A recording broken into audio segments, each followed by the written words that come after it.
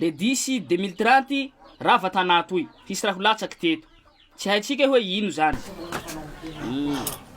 Salama lipa aminani rasta mba itatsiri ty andry fatesako asa ombia tiako hay tonga de mikalova tapaty sanjany iha henany kio hariva désert iha maty. Mbenako kakolo leroa ino tiany amy semaine ambony toy misy olo efa tsy maty aminareo ao amy riano ambaliky ao zao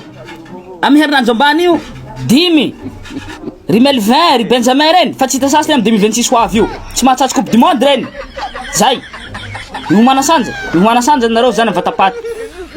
manahira fa nantianzo mena fa hainao va tianzo afatanao 2050 iha mititsy lefa manova zay raha mety ambony tany ato isanjany satria efa ho maty paminany zao lehilahy miresaka aminao zao mihomana soa mbo tsy asako loha zao fa mbola lavitsy fa tra manahira henany zao tsy haiko hoe omby anniversaire le mako zay tsatoa hoe iha paminany io haiko ry volana zao fa Bartolo henany zay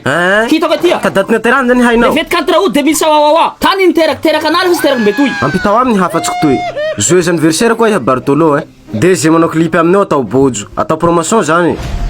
de hitombo laza le ry